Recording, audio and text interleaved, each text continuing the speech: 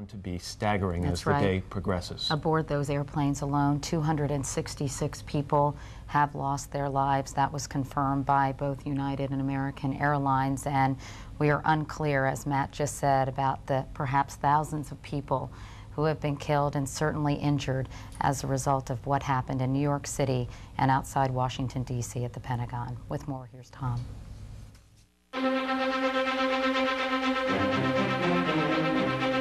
This is an NBC News special report. Here is Tom Brokaw.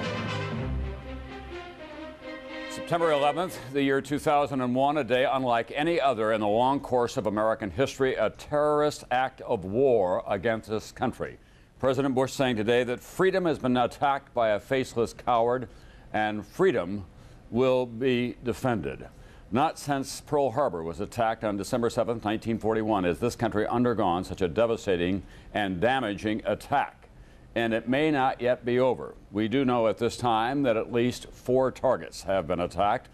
The 2 Twin Trade Tower centers here in New York City, the Pentagon, and then another plane that was crashed deliberately into an area outside of Pittsburgh. That is the second plane hitting the Twin Trade Towers this morning, all of them hijacked airliners.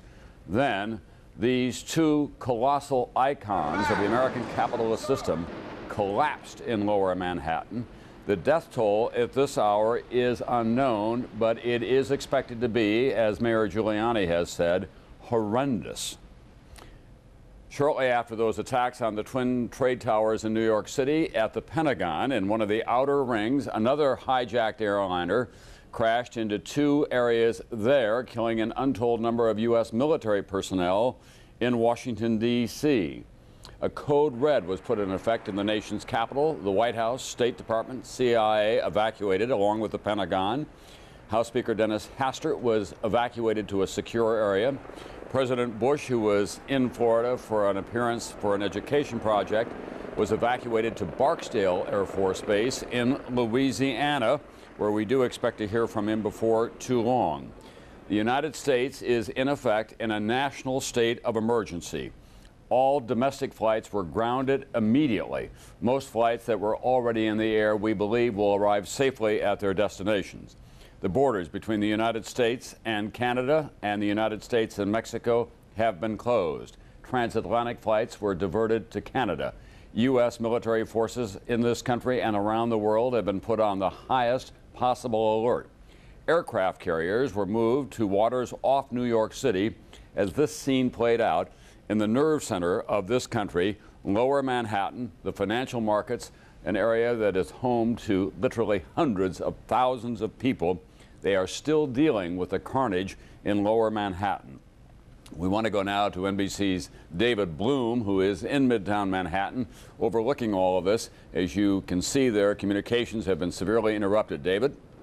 Well, Tom, what we're looking at behind us more than 4 hours after the first explosion is the smoking hulk of the essentially vanished World Trade Center. As you've said, the essential question at this hour in New York City is how many people may have died in these attacks.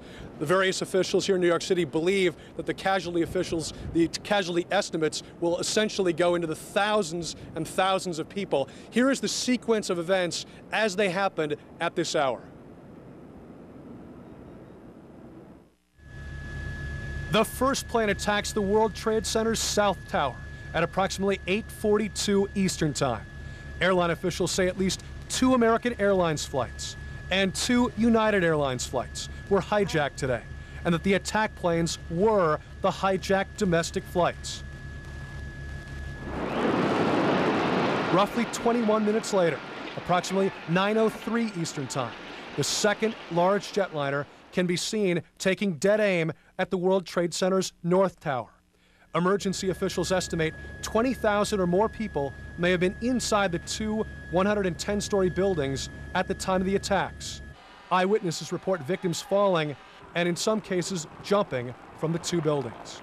At approximately 9:40 a.m. in Washington, D.C., a third hijacked plane crashes into the Pentagon in a burst of flames, one side of the building collapsing.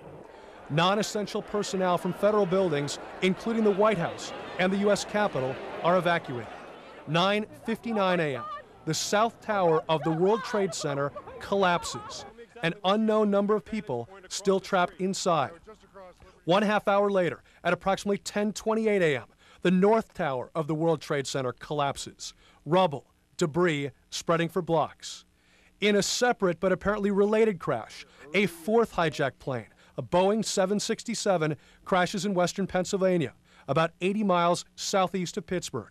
The FAA closes all domestic airports, shutting down all U.S. airspace.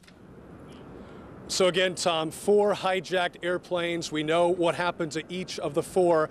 Other officials investigating now, both apparently the worst terrorist attack in the mainland United States ever. Tom?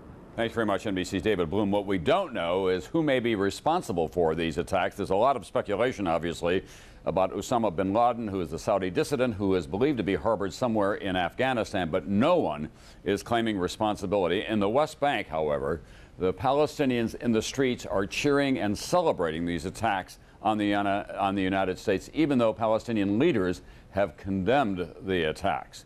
We want to go now to NBC's Pat Dawson, who is down near the World Trade Center, because the big question, obviously, in New York City and across the